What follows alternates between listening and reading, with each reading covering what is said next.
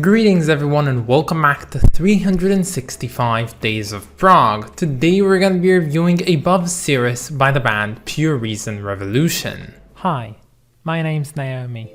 I'm an avid progressive rock fan, but I'm a long ways from knowing all the prog albums out there.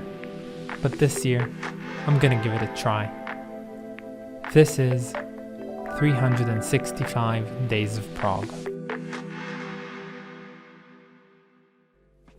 This is the first video I'm recording since coming back from Germany, which is really cool and I'm really happy to be doing so. So I'm glad to be back and let's hopefully do this last stretch until the end of the year. Let's go. So before we start this video, of course, let's go back to the normal things, and here are some of my favorite bits from this album.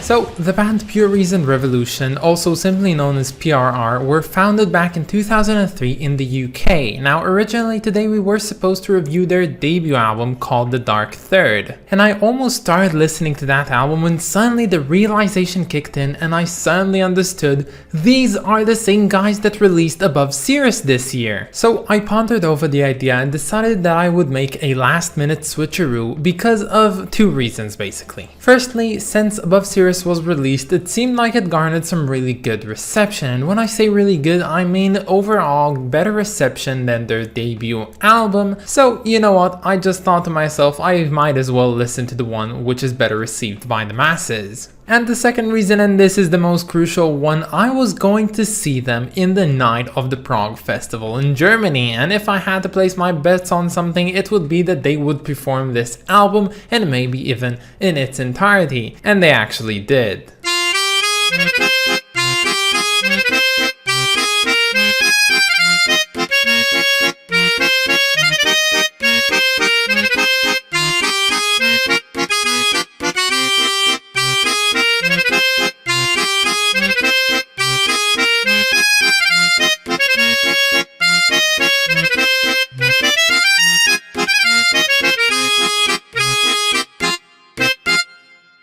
So let's firstly address the elephant in the room. Which version of this album is better, whether it be the recorded version of it or the live version I've seen being played on the night of the Prog Festival? And I have to say pretty conclusively that the better version would be the live version which I've seen. Yes, it is widely accepted that most music being experienced live is better than the recorded version, but I think that the key word here is experienced, because there is nothing to actually stand much like a real experience of a band performing their live music.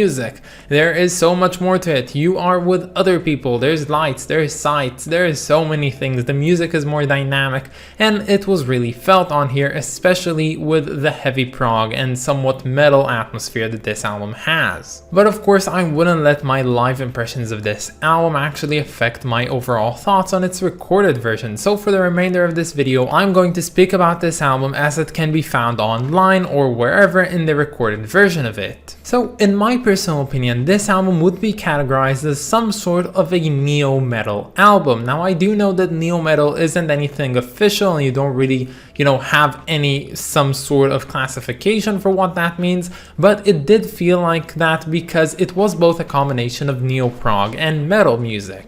And what I mean by that is that the song structures to be found on here were mostly what you'd expect to find on neo-prog songs, basically being quite simple but somewhat progressive as well to be counted as prog rock, as well as of course the metal aspect of it, because the heaviness on this album can really get quite heavy at times in a way that you'd mostly expect from any metal song or mostly from soft metal bands. Now, if you know me personally, you know that I'm not the biggest fan of neo-prog or metal music, but as I've seen this year, I kinda opened up at least more to the former. But saying that liking this album came naturally to me would be quite a grand overstatement. This album, at the end of the day, is mostly an album I really didn't care for that much. It wasn't bad necessarily, I just kinda don't connect with this type of music naturally and isn't built within me to really like this music, and despite listening to this album twice, mostly in preparation for the live show of it, I still couldn't find myself really enjoying it all that much. But if there are at least 2 songs on this album that did quite strike a chord with me, it would have to be Scream Sideways and the song Phantoms. Now, the song Phantoms is a really nice, fun, short song, but I would have to say that the band really shines on Scream Sideways when they created their longest piece on this album.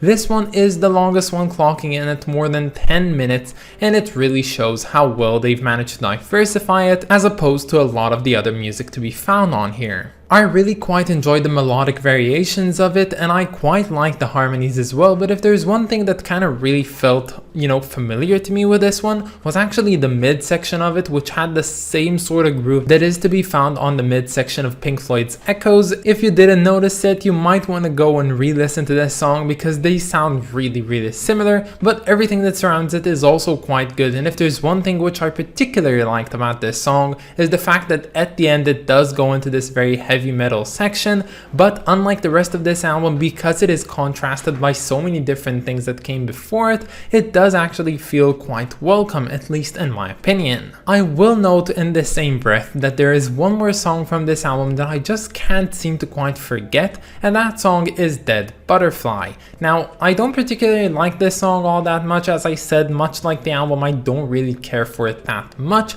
but for some reason, something probably about its chorus just makes it very memorable to me. And if that were true after hearing the recorded version of this album, after hearing it live, I just really can't seem to get it out of my head, and there was this one day, the first day of the festival, where it was just stuck on loops in my head, especially that Dead Butterfly section in the chorus. Now, before I finish off this review, I would like to address one more thing, and that's the fact that this album came out this year in 2022, and what does that mean on the state of prog nowadays? So, despite not being the biggest fan of this kind of music, I would have to say that, this album feels in a lot of sections just 2 steps to the right from No Man's Love You to Bits, which is personally a prog album that came in the recent years, which I really love. And despite not liking Above Cirrus all that much, I will admit that it does contain quite really quality music, which I can really appreciate, and seeing a lot of other people enjoying this one, especially live, is just really fun. Seeing all the YouTube reviews on it, seeing the hype it was making, that's just really fun. That's nice, seeing that prog is still alive in the year of 2022. And the concept of a good or a bad album is entirely a subjective concept, but if there's one thing that's universally accepted is the enjoyment of music. No one can really say that music isn't enjoyable. If you enjoy it, you enjoy it, and seeing music like this coming out and a lot of people enjoying it really did warm my heart. And it doesn't matter what critical thinking I have towards this album. Seeing so many people sing along to this one, dance along to this one, enjoying the show and enjoying seeing Pure Reason Revolution just really warmed my heart and has taken me a step forward in just enjoying this music for the sake of enjoying it. And yeah, I'm really happy to see that still good progressive rock music comes out in 2022, and hopefully, maybe if I wouldn't like it as much, I do hope that Pure Reason Revolution will continue to produce albums just like this one. Oh wow, would I be lying to you if I told you that one of the reasons that I actually chose to switch this album with The Dark Third was because of its cover?